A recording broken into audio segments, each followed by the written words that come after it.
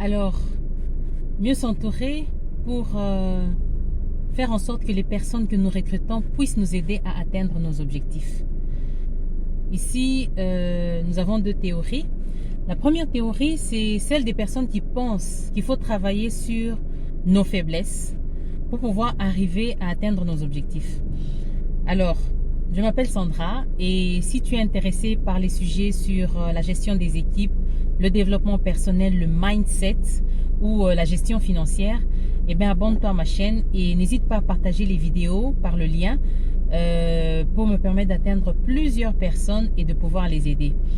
Alors, la question aujourd'hui, c'est de savoir comment faire pour bien recruter et mieux s'entourer pour pouvoir atteindre ses objectifs. Dans cette vidéo, je partage avec toi un certain nombre de principes, notamment deux, on va dire, qui vont te permettre de savoir sur quel levier tu vas t'appuyer pour pouvoir mieux entourer ton équipe, pour pouvoir mieux t'entourer, ou constituer plutôt ton équipe, ou pour pouvoir mieux t'entourer. D'accord?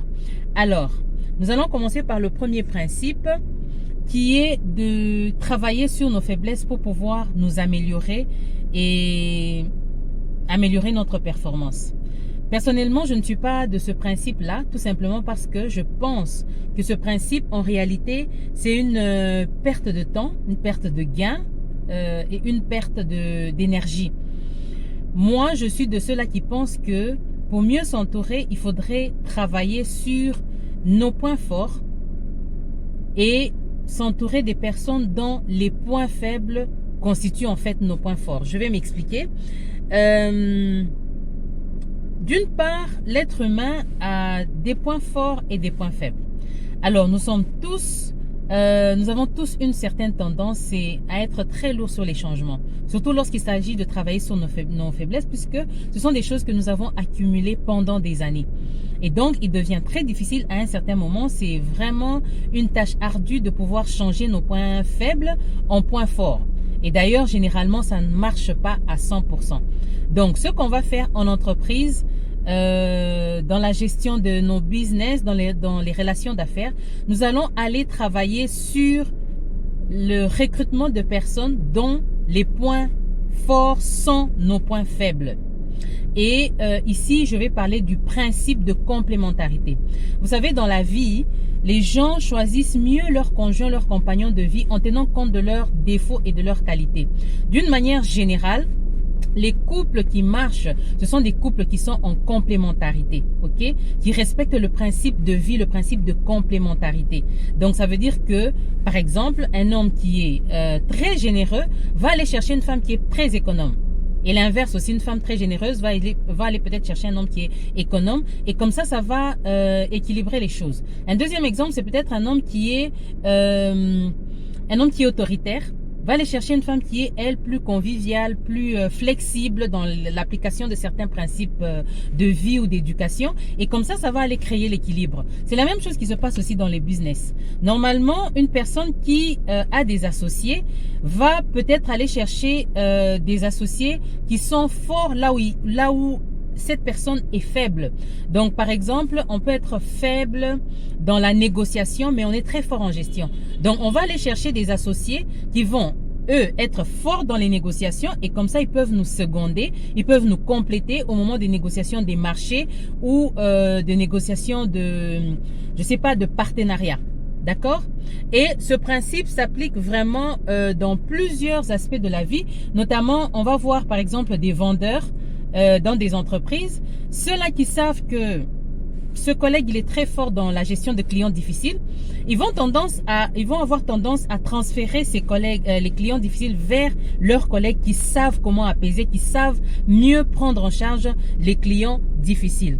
Alors, pour arriver à mieux s'entourer, il faut savoir recruter. Et pour bien recruter, on va aller d'abord faire une liste, une sorte d'introspection pour savoir quels sont mes points positifs et quels sont mes points négatifs, quels sont mes points forts et quels sont mes points faibles. Parce que c'est sur base de ça que l'on va aller détecter chez les autres ce qui nous manque pour qu'ils puissent venir nous compléter ou compléter l'équipe.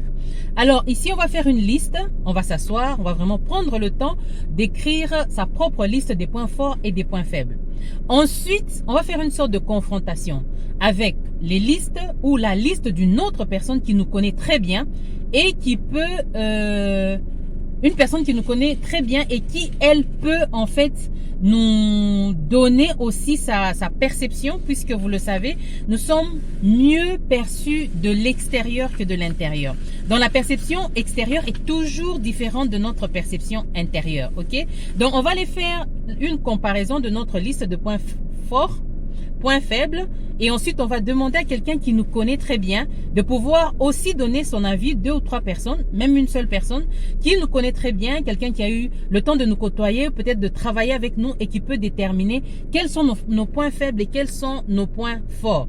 Pourquoi? L'objectif ici, c'est d'identifier le point faible à combler afin que nous puissions arriver à trouver la personne qui va nous permettre de mieux nous entourer, de mieux nous équiper pour atteindre mieux nos objectifs. Pour ce qui est des points faibles, on ne va pas parler d'une manière générale de défauts et tout ça.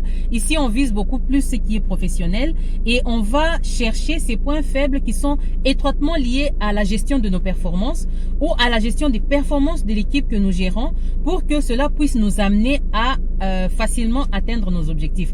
Parce qu'il y a toujours dans nos atouts, il y a toujours dans nos atouts certains points, que ce soit du côté fort, que ce soit du côté faible, qui soit nous aident à atteindre rapidement les objectifs ou qui nous bloquent.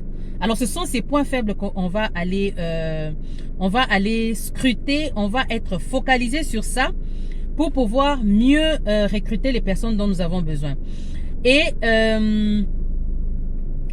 l'exemple que je peux donner ici, c'est que une personne peut, par exemple, un manager ou un directeur peut être fort sur la gestion des équipes, le relationnel, mais qui n'a pas le courage managérial. Alors cette personne va aller recruter. Bien sûr que on demande toujours aux personnes, aux managers d'avoir ce courage-là, mais les personnes qui sont très portées par rapport aux relations avec les autres ont beaucoup de mal à transmettre des mauvaises nouvelles parce qu'ils ont justement peur de ce frottement-là ou de blesser les autres, et donc ils vont avoir du mal à donner des mauvaises nouvelles ou donner des feedbacks qui sont négatifs.